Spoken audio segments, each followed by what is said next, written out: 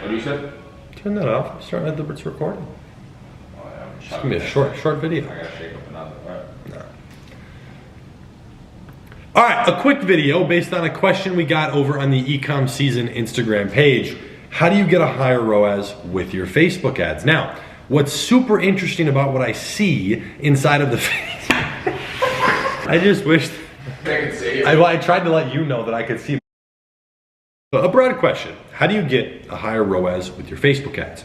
Now, number one, I want to mention how your ROAS doesn't matter as much as you think. Of course, it's important to have a profitable margin. However, there's companies and individuals that operate on a actually non-profitable front-end ROAS because they know the lifetime value of their customer. Now, I'm going to assume that's not the goal for you, at least right now. You need a 2 ROAS to have a healthy 20+% margin.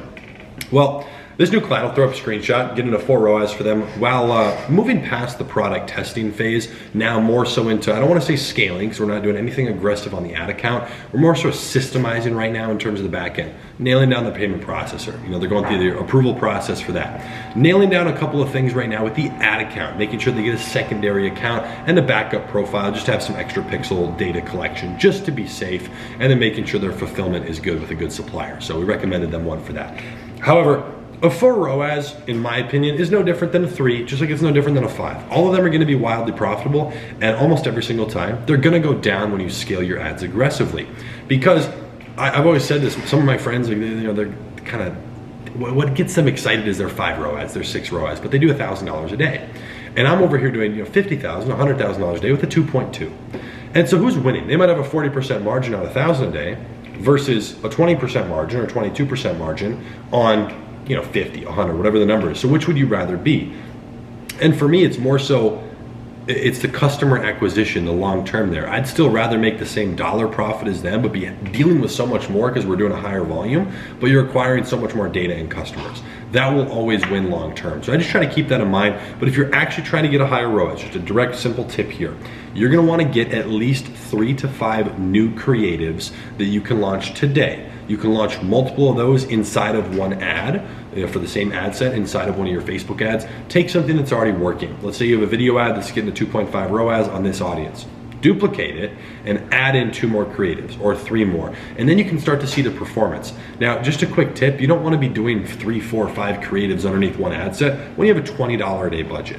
That's more for the 75s, the 100s, the $200, the $300 a day. The higher budget, the better it's gonna do if you have multiple ad creatives under there, because it needs money to spend on each of those. Otherwise, it's usually just gonna favor one of them, and that might even usually be the original. So when you're trying to get that higher ROAS, it really comes down to just nailing down not only your ad strategy and having the right skill, which is why still to this day, even someone who's done tens of millions of dollars in sales, still buy courses left and right. I try to learn, you know, study little YouTube videos here and there, but I always test new things. Put some of that profit from the business back into it so you can continue learning. There's always new things that change, even with all the iOS updates.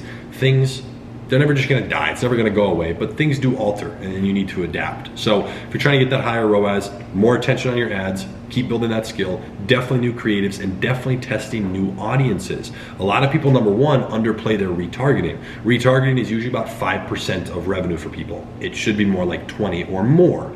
For us, it's usually 10 to 15. We're not even as dialed in as we'd like to be because it's crazy to think about, but like a broad audience like website visitor retargeting, excluding people who have purchased, huge audience. I mean, you start talking about like one of the stores we're running, I mean, you're talking about millions of people in there just in the last 30 days. So if you have millions of people hitting your website, you can just retarget all of them with a new, different creative that's ready to go. That ad is probably gonna do very well, that retargeting campaign. So yeah, I wanna open this up to questions. If you have any questions relating to ROAS, Facebook ads, retargeting audiences, anything relating to the advertising side of that, drop it in the comment section down below. We'll do a little bit more of an in-depth, maybe just going through specific questions on all the audiences, targeting and showing some stuff inside of my computer. So yeah, be sure to reference a bunch of the resources linked in the description, the Facebook ad program, the e-commerce program, direct one-on-one coaching that we're starting to open up with myself personally, as well as the advertising agency where we run all of this stuff, managing a little bit over $30 million a year in gross revenue for our clients. Okay, hope you enjoyed this video. Make sure to drop a like. I'll see you in the next one.